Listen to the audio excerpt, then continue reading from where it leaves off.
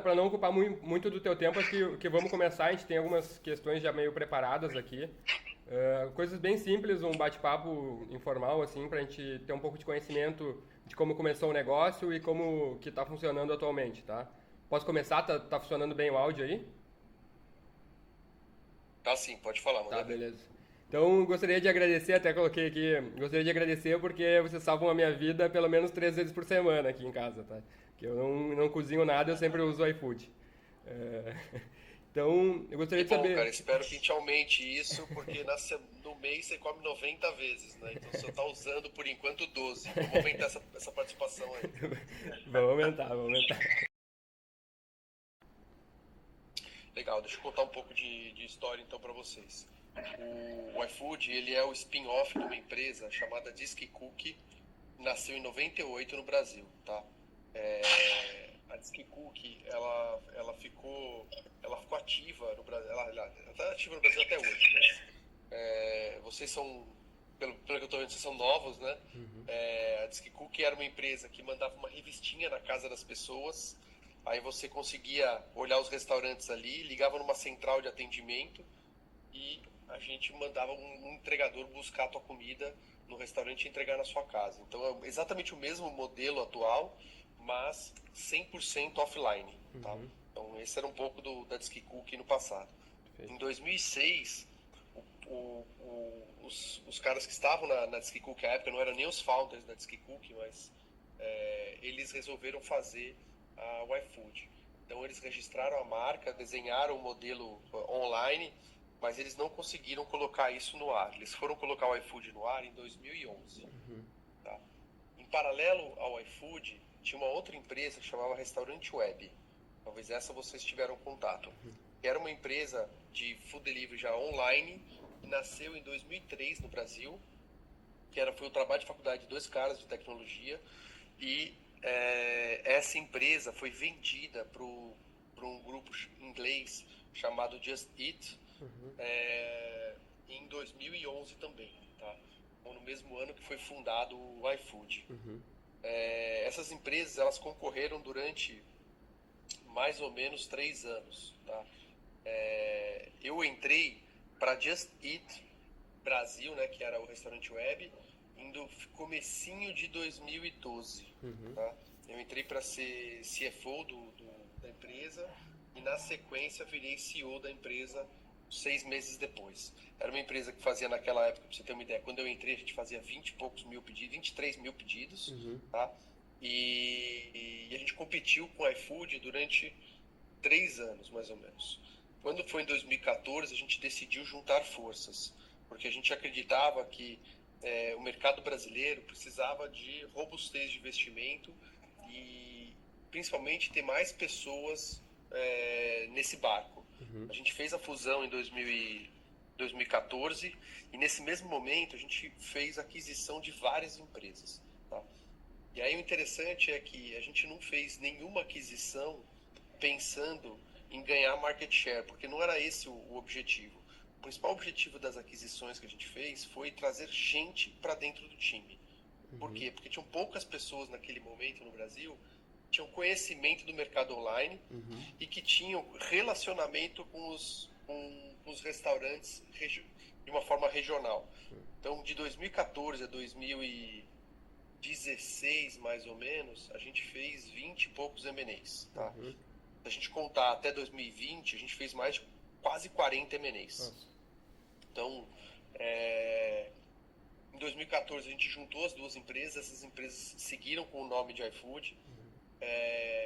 Eu, naquele momento, eu deixei de ser CEO da empresa e comecei comecei a olhar outras coisas. Eu comecei olhando vendas e operações, depois eu fiquei olhando vendas e finanças, depois eu fiquei em finanças e toda a parte de expansão internacional, né? E aí dentro dessa expansão internacional, em 2015 a gente foi para o México, em 2016 a gente foi para Colômbia e para Argentina. Em 2018 a gente fez um trade da nossa operação da Argentina pela operação do pedido já no Brasil. E a gente saiu totalmente da operação argentina. Hoje a gente opera Brasil, Colômbia e México. E o Brasil, a gente é uma máquina de crescimento. Então, o último número que a gente divulgou é o número de 26 milhões acho que foi 26,6 milhões de transações que a gente fez no mês de novembro. Tá? Então, dos 23 mil pedidos que a gente fazia quando eu entrei, 8 anos depois a gente faz 27 milhões de pedidos. Eu acho que tiveram algumas coisas que contaram nisso daí. Eu acho que primeiro a Naspers, que é o grupo que controla o grupo Movile, e a Movile que controla o iFood, já tinham bastante experiência e e nos incentivaram bastante a gente olhar o mercado, tá? A gente olhar e entender. Acho que essa foi uma grande força pela experiência que já vinha aí dos nossos shareholders. Mas também a gente viu que o mercado brasileiro ele precisava realmente de ser muito mais robusto. E qualquer tipo de... não vou dizer que concorrência, mas você dissipar energia num país que tem um potencial tão grande era um grande erro. Então, acho que esse foi o principal mindset que a gente teve não adianta a gente querer brigar entre nós. Vamos juntar forças. Porque juntar forças a gente vai ser muito mais forte. O mercado ele ainda é incipiente. Se você parar para pensar, o mercado brasileiro, a penetração do delivery online ele ainda é baixo. Ainda tem muito para crescer. Né? Então, isso falando hoje, quando a gente tem 27 milhões de transações. Né? Hoje não, né? Em novembro que foi a última divulgação de resultado. Então, tem muita coisa que a gente pode fazer ainda e crescer ainda. Parabéns pelo crescimento, é impressionante, realmente. Tá, deixa eu te contar um pouco, porque são momentos bem diferentes de quando a gente começou do que é hoje, tá? Imagino, e aí, primeiro eu vou te falar, quando é que a gente achou que tinha uma mina de ouro, na verdade, eu não sei se vocês já empreenderam, mas quando você é empreendedor, digamos que você é uma pessoa teimosa, né? No geral. Então você acredita numa coisa e você faz tudo por aquilo. Né? Então acho que o que sempre teve por trás do sucesso do iFood eram pessoas que estavam realmente teimosas, né, e insistentes e batalhadoras e guerreiras no que a gente acreditava. Né? Indiscutivelmente, o mercado de delivery, o mercado de alimentação é um mercado monstruoso. Tá? A gente não tinha dúvida disso. A gente não tinha dúvida de que esse mercado ia ser digital. Né? Então, a nossa grande dúvida era, a gente ia conseguir executar corretamente e a gente ia ser esse player, porque a gente sofreu concorrência em todos os anos da nossa vida. Não teve nenhum ano que a gente não teve concorrência. Então, e cada ano que passava era uma concorrência mais forte, uma concorrência mais acirrada de grupos mais fortes. Então, o que a gente sempre batalhou era como a gente consegue executar muito bem e garantir que a gente cresce cada vez mais rápido. Né? Então, acho que esse era o mindset que a gente sempre teve. A gente teve muito aprendizado no começo. No começo a gente errou, testava um monte de coisa e tal. E até que chegou um momento que a gente aprendeu que o negócio era a gente ter foco, ter meta, e focar muito em cada um desses resultados. Né? E a gente foi aprendendo com isso. Outra coisa que a gente aprendeu nesse caminho é que a gente precisa medir tudo que a gente faz. Então, independente da iniciativa, a gente precisa medir, tá? Então, a gente criou mecanismos de como a gente conseguiria medir anúncio de TV, como a gente conseguia medir qualquer tipo de ação que a gente fizesse. Então, para vocês terem um exemplo, até as bags que a gente distribui na rua, eu consigo medir. Nossa. Né? Então, tudo que a gente faz, a gente mede, tudo que a gente faz, a gente busca resultados, e a gente tem metas e sonhos extremamente agressivos. Muito legal. Então, falando do mundo de restaurante, que você me perguntou, tem 2 pontos aí.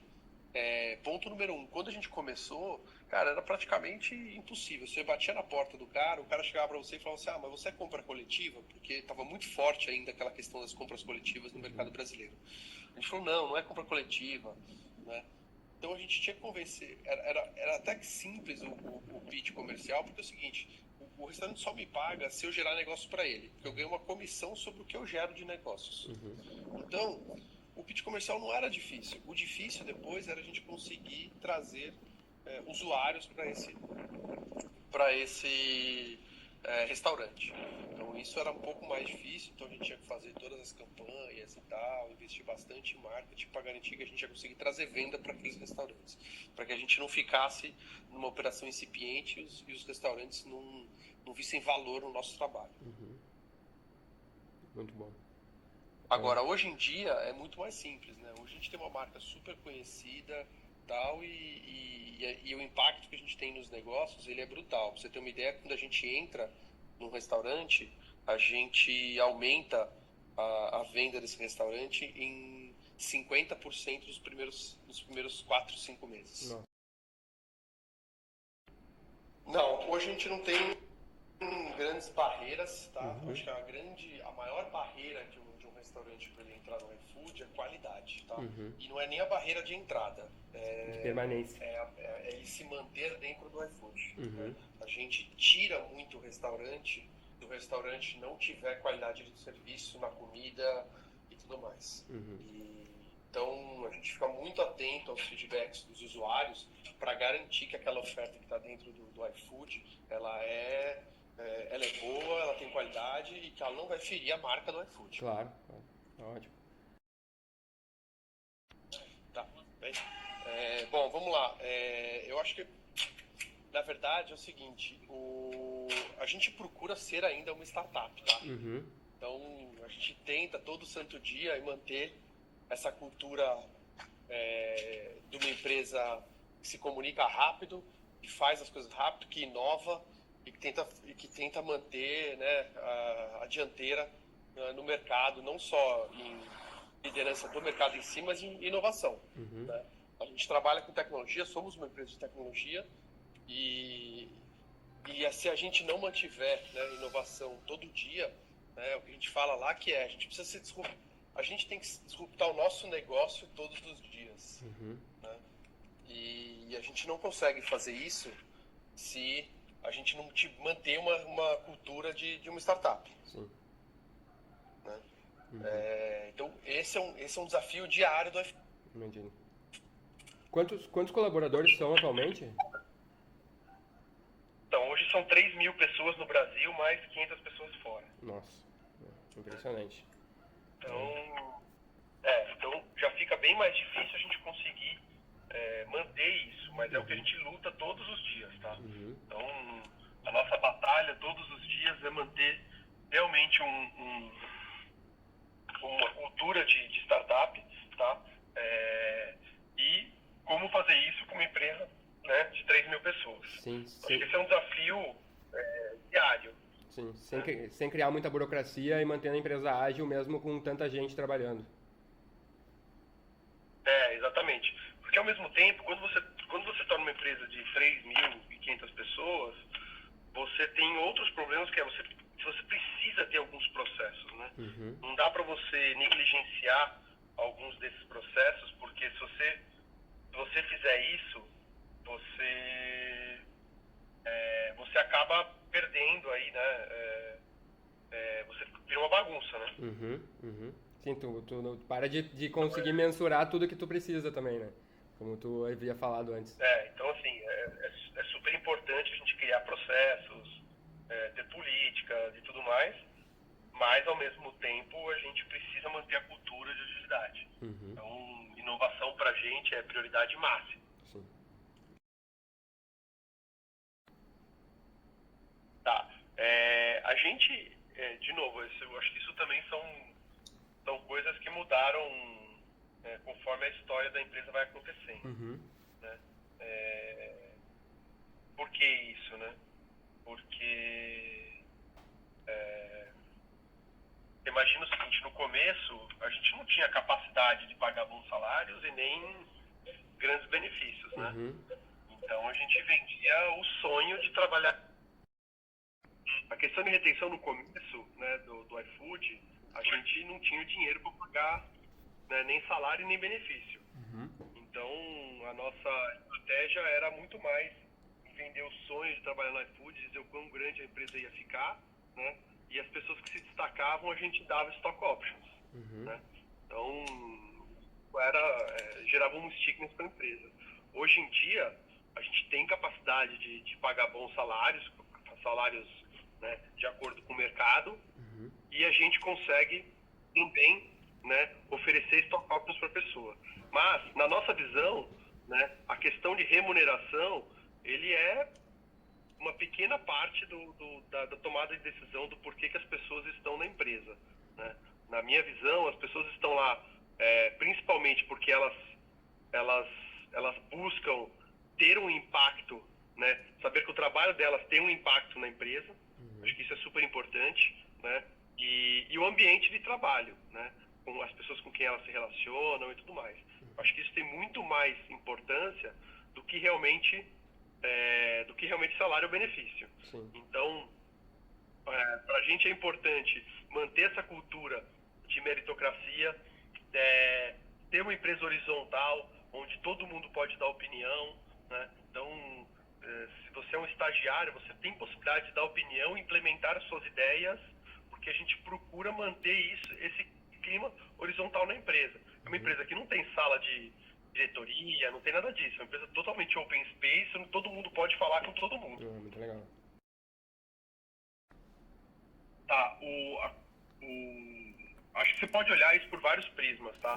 Mas se a gente olhar o iFood, a gente implementou umas 20 coisas novas nesse último ano. Tá? Então, partindo para o iFood Mercado, você pode fazer compra de supermercado, né, no iFood, takeaway, que você pode pedir, buscar, né, a sua comida. A gente lançou o Loop, que é comida mais barata, preço mais acessível. A gente lançou agendamento, você poder pedir, né, agendar isso para o dia seguinte. Então tem uma série de coisas que a gente já lançou nesse ano. Aí você fala, tá, mas você não está saindo do mercado de comida, né? Não, realmente para mim o mercado de comida, ele é um mercado monstruoso e tem muito para crescer ainda, né? Eu acho que o mercado de comida bem trabalhado, ele é muito maior do que você sair entregando outras coisas sem antes consolidar esse mercado. Sim. Agora, você vai dizer que é impossível que amanhã qualquer outra coisa? Não, não é impossível, mas tem que ser o momento certo.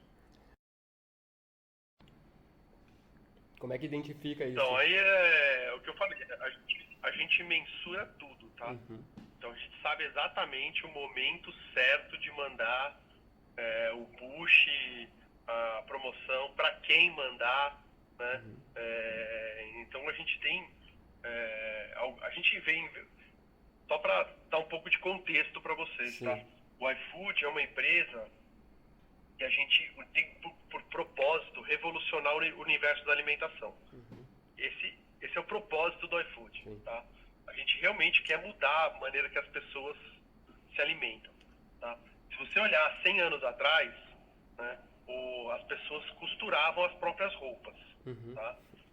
Por que as pessoas deixaram de costurar a roupa? Elas deixaram de costurar a roupa porque ficou mais barato essa roupa pronta, com muito mais variedade. Qualidade, O que a gente está vendo no mercado de alimentação exatamente. Então, assim, a gente está vendo no mercado de alimentação é a mesma coisa. Hoje, você pedir o delivery, você comer, né, só iFood, vai sair muito mais barato do que você produzir a sua comida em casa. Fora a conveniência de você não ter que ir ao supermercado, comprar, estocar, lavar, produzir, lavar prato depois. Então, assim, você pedir comida, hoje em dia ele sai mais barato e mais conveniente para você, com uma variedade muito maior. Então, o que a gente acredita, da mesma maneira que com a questão de costurar as roupas, tem gente que vai continuar costurando. Mas por quê? Porque tem prazer em costurar sua própria roupa. As pessoas vão continuar cozinhando, mas aquelas que têm prazer em cozinhar, né? Então, as pessoas vão cozinhar no final de semana, fazer um churrasco, vai fazer uma comida para a família, mas o dia a dia, a gente acredita que as pessoas vão parar de cozinhar. Tá? E essa é a nossa batalha de todos os dias. Fazer com que as pessoas entendam que pedir comida é muito melhor e mais prático. Eu penso igual, eu penso dessa forma, eu já estou conquistado por vocês. Isso. Partindo desse princípio, a grande parte do investimento que a gente faz é em tecnologia, tá? A gente investe milhões e milhões em tecnologia para que a gente consiga aprender com qualquer maneira que as pessoas se comportam, a maneira que elas consomem, né? E com isso eu consiga ser muito mais assertivo no que eu te ofereço, né? A gente ainda está no começo dessa jornada, né? Mas indiscutivelmente, no Brasil, o iFood vai ser o player que tem o melhor produto. Por quê? Porque eu tenho um volume de operação muito maior que qualquer um, né? Então, tendo líder de mercado e tendo todo o volume de transações que a gente tem, hoje a gente tem acesso a saber ticket médio por região, consumo, e com isso a gente consegue saber o momento certo para a pessoa certa de mandar um push notification.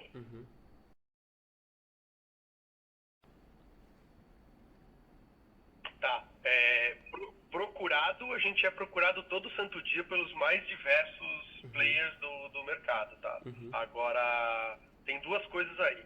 Uma coisa, esse é um grande diferencial competitivo do iFood, o fato da gente ter esse volume de operação, né? E ter toda essa informação. E dois, a gente está num momento onde privacidade é super importante, né? E agora em agosto a gente entra em vigor, né, a lei de privacidade no Brasil. E apesar de que no iFood, como a gente é controlado por uma empresa que tem capital aberto, a gente já obedece à lei europeia, né? Então a gente só usa essa informação de forma consolidada para ofertar para as pessoas, né? A gente não faz nenhum tipo de sessão de base, nada, zero, informação. O que a gente faz, por exemplo, o nosso restaurante parceiro, eu consigo dar muito insight para ele. Falar, olha, na sua região, o ticket médio utilizado é bem maior do que o seu ou menor do que o seu. A região onde você poderia abrir uma nova loja a determinada região porque tem carência do seu produto, o prato que mais vende na tua loja é esse. Se você praticar um outro preço, né, em determinado produto, você vai vender mais. Se você tiver um raio de entrega diferente do que você tem hoje, você consegue operar. Então, eu consigo usar muitos dados para ajudar os meus restaurantes parceiros a venderem mais. Esses dados, o restaurante ele tem acesso no momento que ele entra na plataforma, por exemplo, com um login, ou vocês encaminham à medida que eles pedem ou solicitam, enfim? A gente tem alguns dashboards que os restaurantes têm acesso, e ele sempre pode entrar em contato com a gente e pedir mais coisas que ele veja que sejam úteis para o negócio dele. Né? Mas lembrando, a gente não passa nenhuma informação de usuário para ninguém. Entendi. Hoje o restaurante não tem acesso nem ao telefone do usuário. Acho que os principais concorrentes do iFood, vocês vão dar risada, né? Mas o meu principal concorrente é o Fogão, tá? Então eu vou dizer que é a Electrolux ou é a Brastemp. Ou é a Brastemp, tá? Eu tive recentemente com o presidente da Whirlpool e falei isso pra ele, ele ficou meio chateado comigo. Mas a verdade é essa. O meu principal concorrente é meu principal concorrente é a cozinha. É o fogão. É a cozinha de casa. E a gente até tem uma brincadeira lá dentro do iFood, a gente tem o museu da comida e tem lá um fogão e uma geladeira. A casa é o nosso principal concorrente. Aí você vai falar assim, não, tá bom, mas tirando a cozinha, tirando, né, a geladeira, né, eu realmente encaro eles como concorrentes, porque se você olhar, por exemplo, o mercado chinês, o mercado americano, hoje já existem apartamentos que vêm sem cozinha, porque as pessoas não querem ter a cozinha, porque elas acreditam que o delivery vai solucionar todo o problema dela, não precisa de uma cozinha. Quando você olha para o Brasil, 20% dos novos empreendimentos têm menos de 40 metros quadrados. Quer dizer, você não vai ter cozinha nesses locais, né, praticamente. Você tem uma copa ali. Então, é uma tendência mundial, né, questão de conveniência e tal, e as pessoas não terem cozinha, né? Então esses são meus principais concorrentes.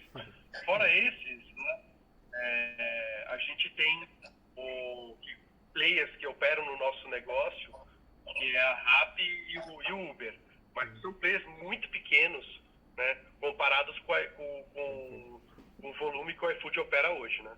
A última vez que a gente olhou, foi acho que na metade do ano passado, a gente era acho que 16 ou 17 vezes maiores do que eles, comparando o tráfego no tráfego das empresas. É impressionante. Né? Honestamente, eu dei mais os últimos meses para poder te falar qual que é o número hoje.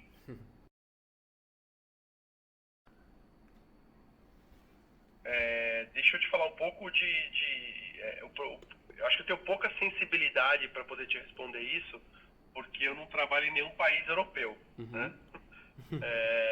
Porque aqui na América Latina é um pouco tudo meio igual, tudo né? meio parecido. Eu acho que no caso de México e Colômbia, tem algumas facilidades fiscais, porque eles têm uma simplicidade fiscal muito maior do que o Brasil, né? Mas no geral, né, vamos pensar aqui no arcabouço regulatório e tal, eles também ainda não estão super evoluídos. Né? A gente teve uma decisão aqui no Brasil, né, há 2 meses, um mês e pouco, 2 meses atrás, onde a juíza reconheceu que o iFood não era o empregador, né, dos entregadores. Eu ia Foi perguntar uma isso aí. decisão histórica para o Brasil. Foi uma decisão histórica para o Brasil e para o mundo. Então, foi super disruptivo isso em muitas partes do mundo, porque esse é o tipo da discussão que está acontecendo no mundo inteiro. Né? Então, sem dúvida, a parte fiscal do Brasil é uma parte muito difícil. A gente ainda está vivendo momentos com leis muito antigas, mas eu acho que está vindo agora um senso de necessidade da gente evoluir como país, né? E aos poucos as coisas estão se ajeitando e eu acredito que as coisas vão mudar. Né? Eu, como empreendedor, eu sempre acredito no Brasil. Né? Eu também, concordo. Então, eu sou, né, otimista até demais.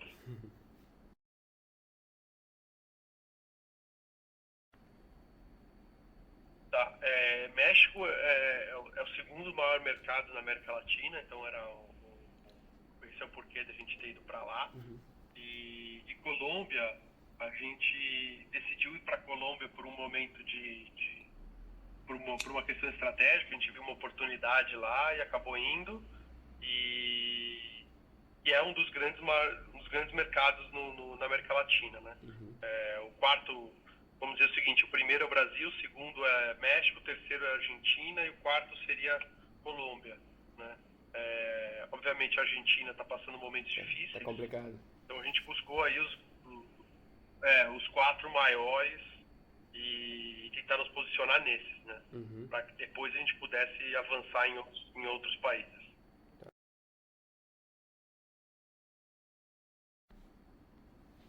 Não, só, única e exclusivamente comissão sobre o que a gente gera de negócios.